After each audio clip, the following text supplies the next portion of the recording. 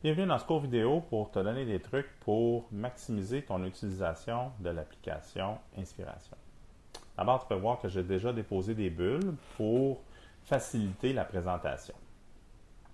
Et je te suggère fortement, avant de faire des modifications, de monter ton schéma.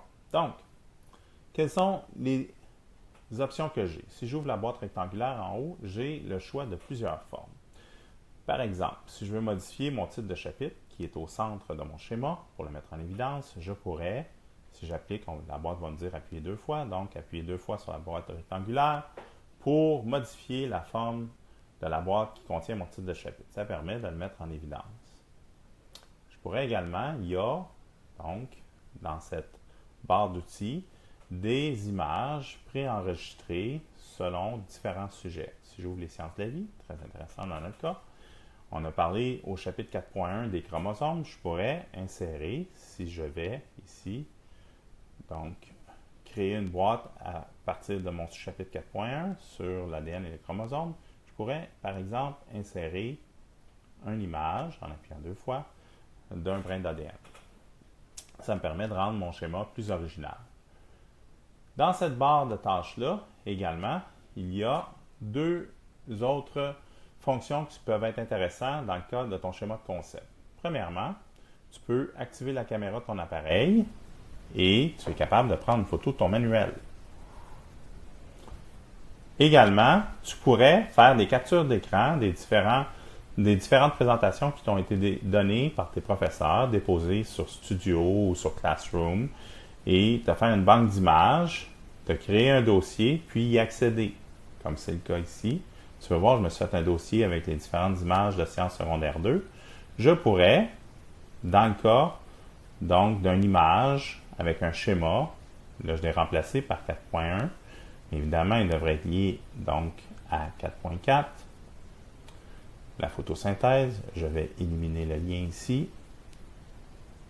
Si je fais le lien, je pourrais ajouter une image, par exemple, des intrants et des extrants de la respiration cellulaire.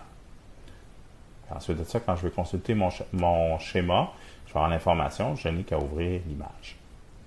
Donc, les images, très intéressant. Les photos aussi, très intéressant à ajouter dans ton schéma.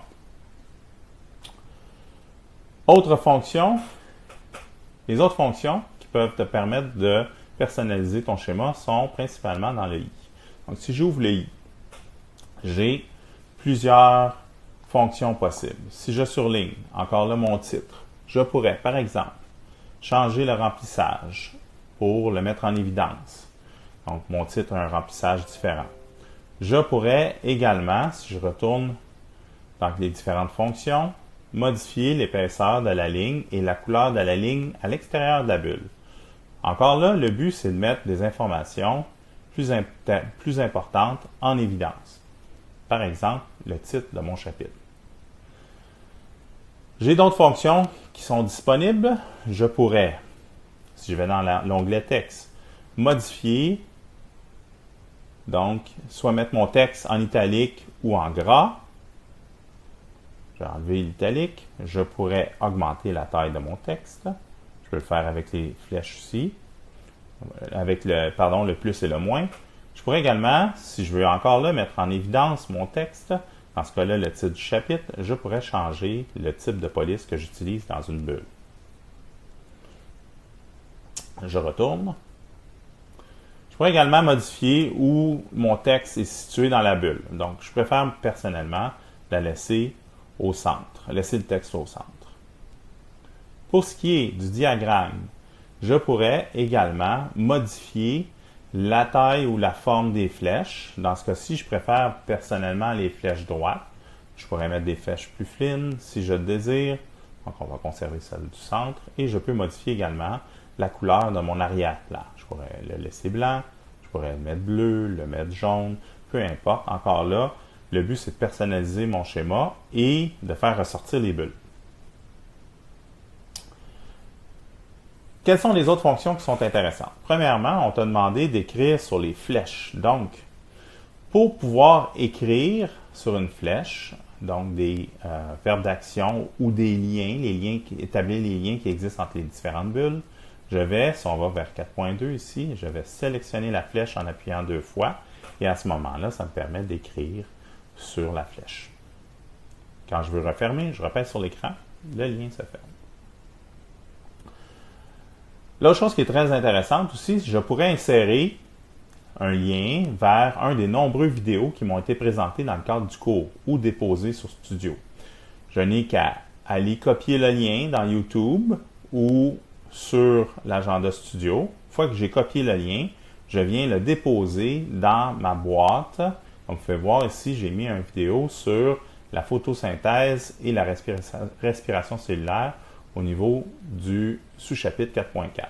Et à ce moment-là, une fois que j'ai sélectionné ma bulle, puis j'ai déposé le lien, je peux, juste en cliquant 2 fois sur la bulle, ouvrir une boîte qui me permet, vous voyez en bas, donc la dernière ligne, vous pouvez voir ouvrir le lien hypertexte. Si vous appuyez sur cette commande-là, vous ouvrez automatiquement le lien dans YouTube ou dans tout autre outil que vous avez, où vous avez sélectionné votre vidéo. Finalement, une autre commande qui est très intéressante, c'est la sélection multiple. Donc en haut à droite ici, à gauche, pardon, si tu regardes, tu as une case pour sélectionner plusieurs bulles. Alors si je ne l'active pas, je peux juste sélectionner une bulle à la fois. Si j'active la sélection multiple, je peux sélectionner plusieurs bulles à la fois, ce qui me permet de modifier, par exemple, dans le cas où j'ai des éléments qui sont dans le même chapitre, je veux les mettre en même couleur. Donc, je vais d'abord les sélectionner, les 3. Je peux les mettre, utiliser le même remplissage pour définir mes différents chapitres.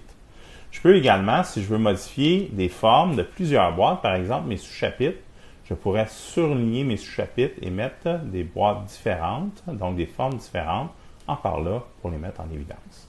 J'appuie 2 fois et voilà. Excusez-moi. Ici, on va resélectionner encore. Donc, si on sélectionne les 3, on appuie 2 fois et voilà, j'ai changé la forme des bulles de mes sous-chapitres. Donc, plusieurs trucs qui peuvent être très intéressants. Une fois que tu as terminé, tu peux faire une capture d'écran de ton schéma ou tu pourrais aussi, si tu vois en bas, l'enregistrer dans Photo pour pouvoir le déposer sur Classroom ou le faire suivre à ton enseignant. Voilà, j'espère que ces quelques trucs te seront utiles pour réaliser ton schéma chapitre 4. Bon travail!